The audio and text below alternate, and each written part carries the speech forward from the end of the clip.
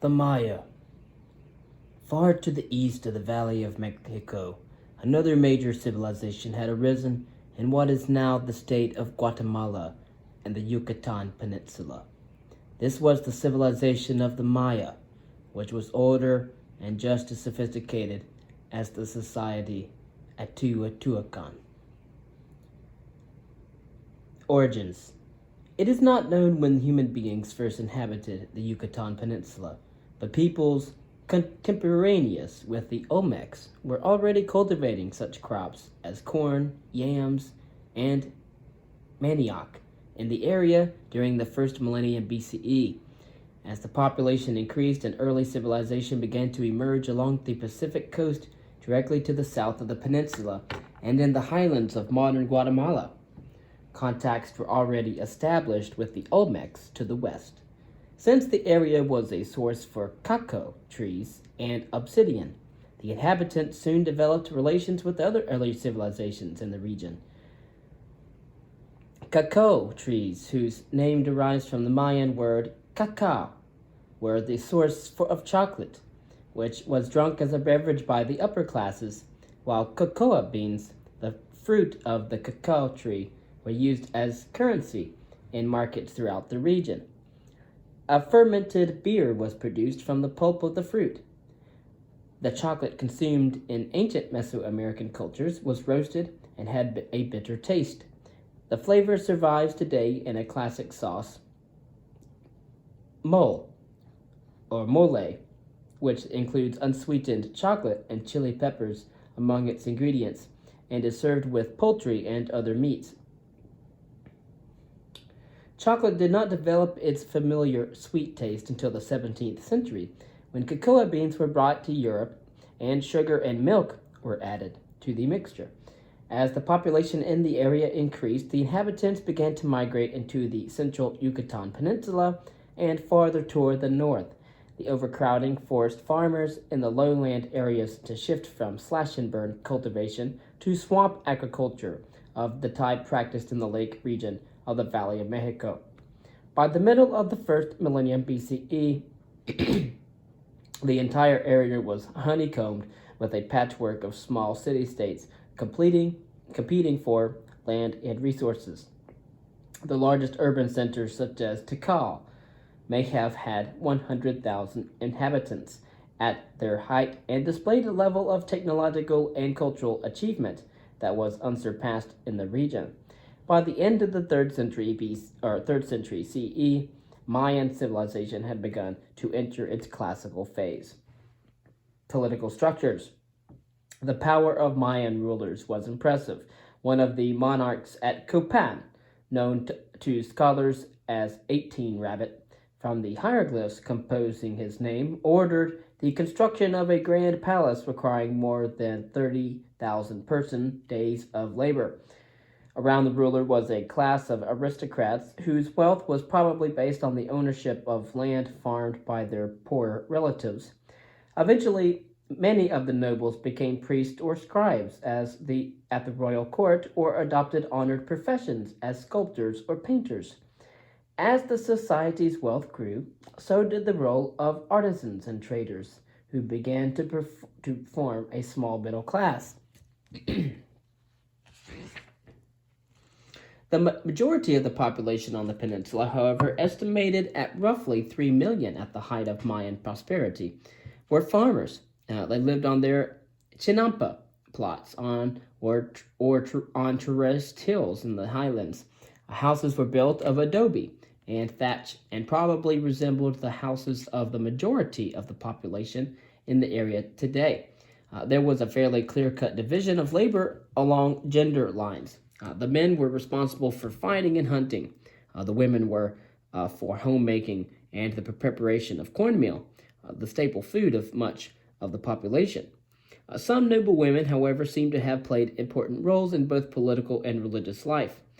In the 7th century CE, for example, Pakal became king of Palenque, one of the most powerful of the Mayan city-states, through the royal line of his mother and grandmother, thereby breaking the patrilineal descent twice.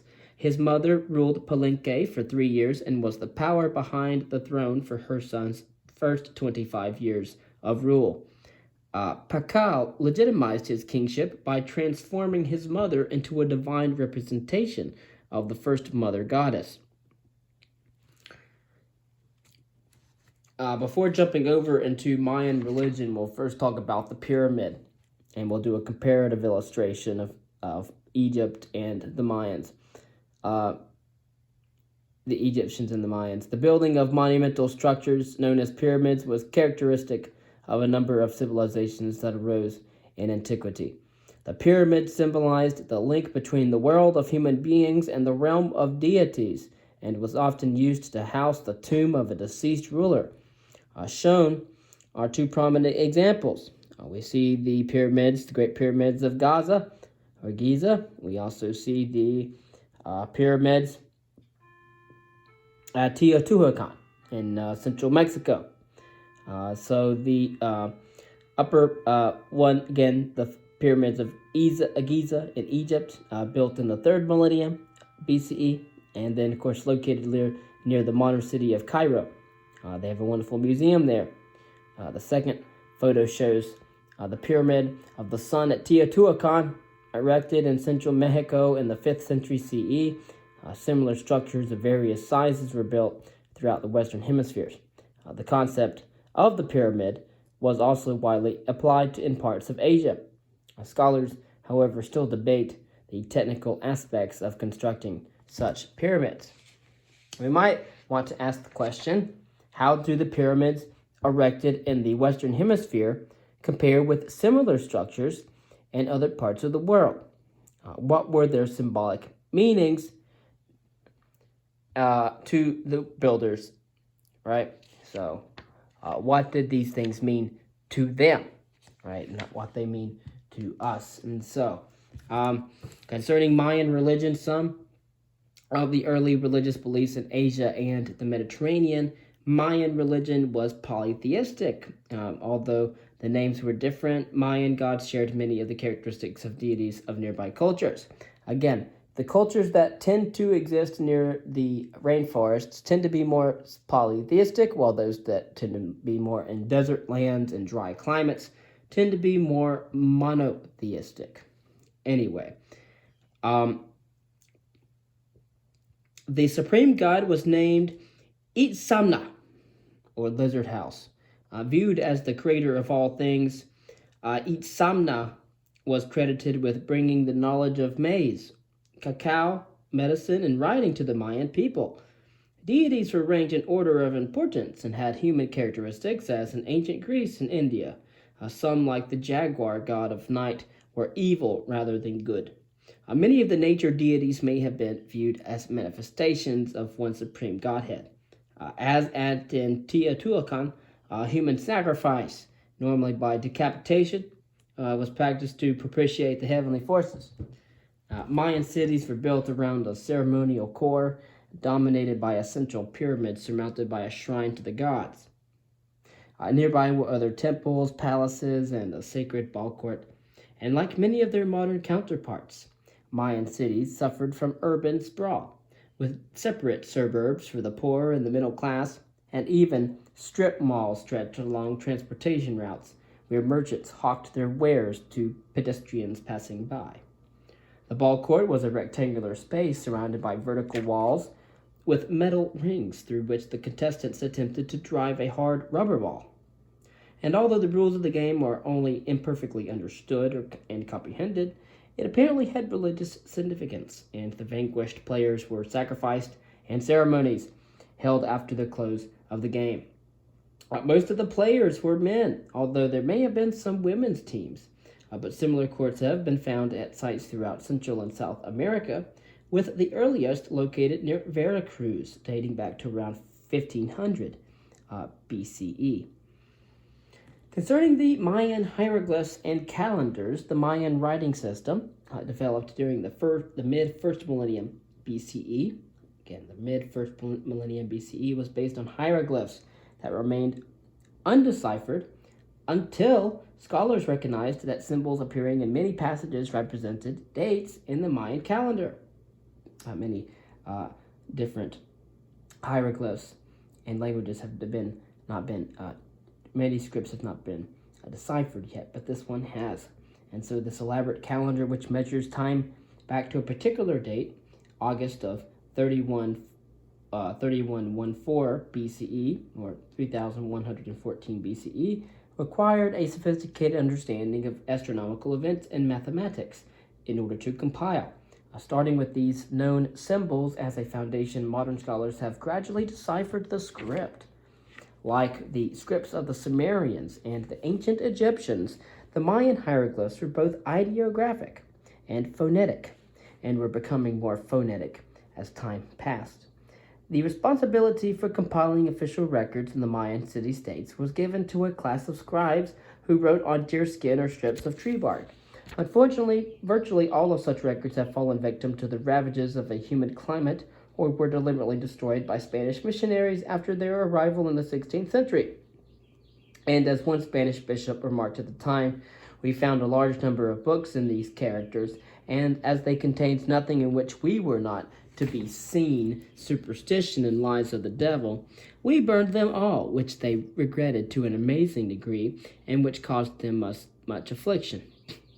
As a result, almost the only surviving written records dating from the classical Mayan era are those that were carved in stone. One of the most important repositories of Mayan hieroglyphs is at Palenque, an archaeological site deep in the jungles of the neck of the Mexican Peninsula, considerably to the west of the Yucatan, in a chamber located under the Temple of Inscriptions. Archaeologists discovered a royal tomb in a massive limestone slab covered with hieroglyphs. By deciphering the message on the slab, archaeologists for the first time identified a historical figure in Mayan history. He was the ruler named Pakal, known from his glyph as the Shield. Pakal ordered the construction of the Temple of Inscriptions in the mid-7th century, and it was his body that was buried in the tomb at the foot of the staircase leading down into the crypt.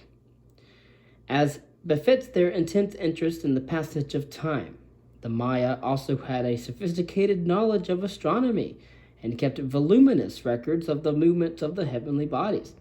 There were practical reasons for their concern. The arrival of the planet Venus in the evening sky, for example, was a traditional time to prepare for war. The Maya also devised the so-called long count, a system of calculating time based on a lunar calendar that calls for the end of the current cycle of 5,200 years in the year 2012 on the Western solar-based Gregorian calendar. Scholars once believed that the Maya were a peaceful people who rarely engaged in violence. Now, however, it is thought that rivalry among Mayan city-states was endemic and often involved bloody clashes. Scenes from paintings and rock carvings depict a society preoccupied with war and the seizure of captives for sacrifice. The conflict mentioned at the beginning of this chapter is but a recent example. So it seems, though, that the rivalry among Mayan city-states was endemic and involved bloody clashes. You see paintings and carvings that depict a society preoccupied with war and the seizure of captives for sacrifice. During the 7th century CE, two powerful city-states, Tikal and Calakmul, competed for dominance throughout the region, setting up puppet regimes and waging bloody wars that wavered back and forth for years, but ultimately resulted in the total destruction of Kakamul and at the end of the century. Of course, there is a mystery of the Mayan decline. Sometime in the 8th or 9th century, the classical Mayan civilization in the central Yucatan Peninsula began to decline. At Copan, for example, it ended abruptly in the year 822 CE, when work on various stone sculptures ordered by the ruler suddenly ceased. The end of Palenque soon followed, and the city of Tikal was abandoned by 870 CE. Whether the decline was caused by overuse of the land, incessant warfare, internal revolt, or a natural disaster such as a volcanic eruption is a question that has puzzled archaeologists for decades. Recent evidence supports the theory that over-culturalization or over-cultivation of the land due to a growing population gradually reduced crop yields. A long drought, which lasted throughout most of the 9th and 10th centuries, may have played a major role, although the city-state of Tikal, blessed with fertile soil and the presence of nearby Lake Peton, does not appear to have suffered from a lack of water. In general, though, as arable land and water became increasingly scarce, conflict among the various mini-states in the region may have intensified, accelerating the process, leading to a final collapse. However, whatever the case, cities such as Tikal and Palenque were abandoned to the jungles. In their place, newer urban centers in the northern part of the peninsula, such as Uxmal and Chichen Itza, continued to prosper, although the level of cultural achievement in this post-classical era did not match that of previous years. According to local history, the latter area was taken over by peoples known as the Toltecs, led by a man by the name of Kukulkan, Kukulkan, who migrated to the peninsula from Tehuacán in central Mexico sometime in the 10th century. Some scholars believe this flight was associated with the legend of the departure from that city of Quetzalcoatl, a deity in the form of a feathered serpent who promised that he would someday return to reclaim his homeland. The Toltecs apparently controlled the Upper Peninsula from their capital at Chichen Itza for several centuries, but this area was less fertile and more susceptible to drought than the earlier regions of Mayan settlement. And eventually they too declined. And by the early 16th century, the area was divided into a number of small principalities, and the cities, including Uxmal and Chichen Itza, had been abandoned. And so it seems like we have the Mayan decline, followed by probably internal city-state insurgencies and problems, and probably Toltecs from the north took over for a while, and then both ended up being abandoned at the early 16th century. Then they will move on to the Aztecs. When we look at the map, we see the peninsula, all right, and we're seeing Nicaragua and Honduras at the southeastern part with El Salvador, all right. Now between Guatemala, Honduras, and El Salvador, we have the city of Copan. You go northwest of Copan, you get to Dos Pilos, it's east of Belize. We go up east of Belize to the north of Dos Pilos, which is within Guatemala, Dos Pilos, and Tikal to the north of Dos Pilos. Copan, again, I mentioned it is in Honduras. Palenque is in Mexico, as well as we keep going northeast of Palenque in Mexico, and we in central Mexico, and then we get to Calakmul, and we get to Uxmal, right, and then finally at the very top, Chichen Itza. And these were the Toltecs, led by a man named as Kukulkan. All right. So next we'll talk about the Aztecs, or